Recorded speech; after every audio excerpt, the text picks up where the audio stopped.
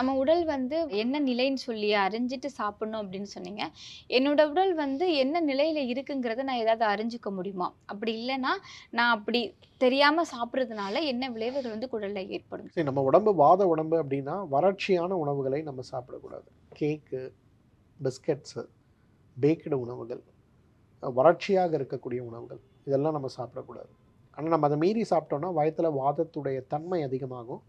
அப்போ உங்களுக்கு irritable bowel syndrome, ulcerative colitis, inflammatory bowel disease, கிரஹணின்னு நான் சொன்னக்கூடிய சிறுகுடல் பாதிப்பு நோய், பெருகுடல் அழற்சி நோய் எல்லாமே ஏற்படும். அதே வந்து பித்த உடம்புக்காரமா நம்ம இருக்கோம் அப்படின்னா, அந்த இடத்துல துவர்ப்பு அதிகமா இருக்கணும், கசப்பு அதிகமா இருக்கணும். நம்ம அத விடுத்து, அந்த இடத்துல காரத்தையும், உப்பையும், புளிப்பையும் சாப்பிட்டோம்னா, நிச்சயமா அல்சர் நோயிலிருந்து ஆ குடல் புற்றுநோய் வரை, வயிறு புற்றுநோய் வரை எதுவரையிலும் ஏற்படலாம்.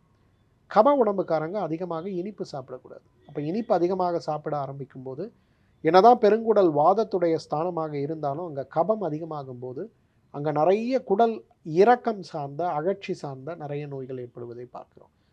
அந்த காலத்துலலாம் பார்த்தீங்கன்னா, வீட்ல பாட்டிக்கு நம்ம உடம்பு வாத, பித்த, கபம்ங்கிறதெல்லாம் நல்லாவே தெரியும். அதனால தான் கோடை காலம் வரும்போது வேப்பம்பூவை கொண்டு ரசம் வைத்து கொடுத்து, கோடையுடைய வறட்சியை தவிர்ப்பதற்கும், மழைக்காலங்கள் ஏற்படும்போது தூதுவளை துவையல உணவுல சேர்க்கிறதும், அதேபோல குளிர்காலங்கள் ஏற்படும்போது அந்த இடங்கள்ல வெண்ணெய் சார்ந்த உணவுகளை, நெய் சார்ந்த உணவுகளை சேர்க்கிறதையும் கலாச்சாரமா நம்ம வச்சுட்டுருந்தோம்.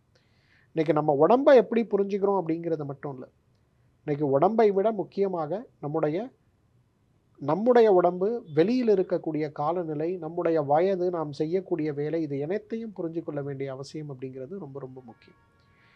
இன்றைக்கு உடல் புரிதல் அப்படிங்கிறது ரொம்ப முக்கியம். நோய் நாடி நோய் தணிக்க நாம் எடுக்கக்கூடிய முயற்சிகள் ஒரு பக்கம் இருந்தாலும், உடலை புரிந்து கொள்வது அவசியம். நீங்க உங்க வீடு பக்கத்துல இருக்க எந்த ஒரு ஆயுர்வேத சித்த மருத்துவரை நீங்க சந்திச்சாலும், உடனே அவங்க நாடி பார்த்து உங்க உடம்பு என்னங்கிறத தெளிவா உங்களுக்கு சொல்லிக் குடுத்துருவாங்க.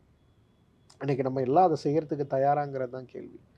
நாடி பார்ப்பதன் மூலம் உங்களுடைய உடல்ல இருக்கக்கூடிய நோய்களை மட்டும் இல்ல, உங்களுடைய ஆயுள், உங்களுடைய மனது அனைத்தையுமே நாம் புரிந்து கொள்ள முடியும்.